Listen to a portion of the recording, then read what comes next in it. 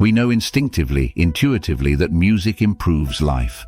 People have been using music to ease their pain and calm their spirits for millennia. Around the world, parents celebrate weddings, graduations, and birthdays with songs and lullabies for the young. We use music to force through exercises and to do chores we'd rather ignore. We also use melodies to control our moods. In fact, music is so ingrained in our existence that it can facilitate communication with persons who have had severe cognitive decline. Certain individuals with Alzheimer's disease who are almost completely non-verbal may sing along and converse when old music is played. Although everyday tasks now test the coordination of former dancers, their bodies still move naturally to well-known songs. How is it that music has such a strong mental impact? Mood and music. The brain regions responsible for producing and regulating emotions receive more blood flow when listening to or creating music. When we hear music, the limbic system, which is involved in processing emotions and managing memory, lights up. Dopamine is a neurotransmitter that causes feelings of joy and well-being, which may be the reason you get chills when you hear a really moving piece of music. Your body may start to release dopamine after hearing just a few notes of a song once your brain becomes used to it. Similar to how the dogs of Ivan Pavlov came to identify food with a ringing bell and finally started drooling at the sound of it, even in the absence of food, our bodies actively anticipate pleasure when they hear familiar notes. Fascinatingly, music has the power to influence our emotions even when we are unable to identify or mimic the sounds and rhythm.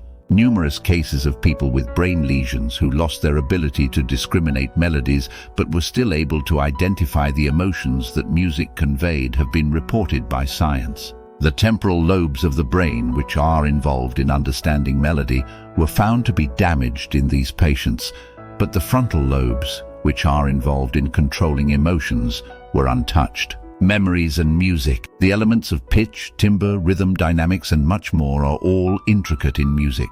According to a Journal of Biology article, the brain has a difficult time deciphering music because it needs to integrate the sequentially ordered sounds into a coherent musical perception.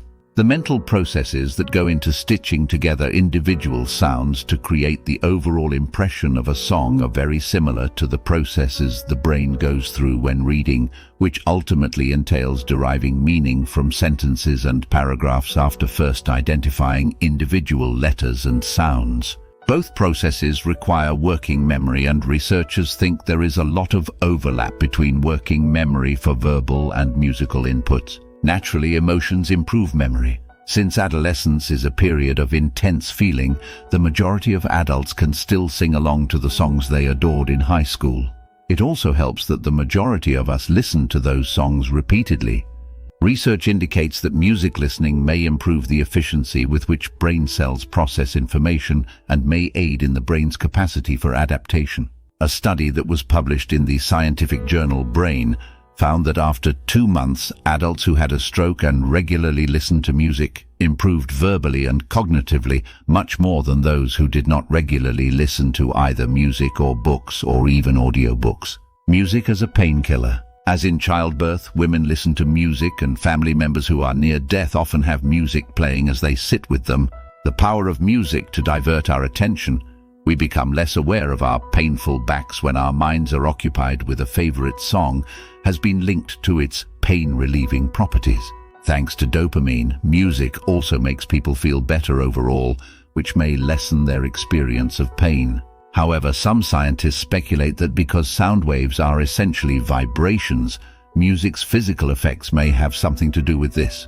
Vibroacoustic therapy applies low-frequency sound directly to the body, creating vibrations. Vibroacoustic therapy has been found to improve motor function in at least 7 research investigations involving cerebral palsy patients. Years may pass before scientists can completely understand how music affects the brain. Thankfully, we don't need to grasp the science to appreciate music's health advantages.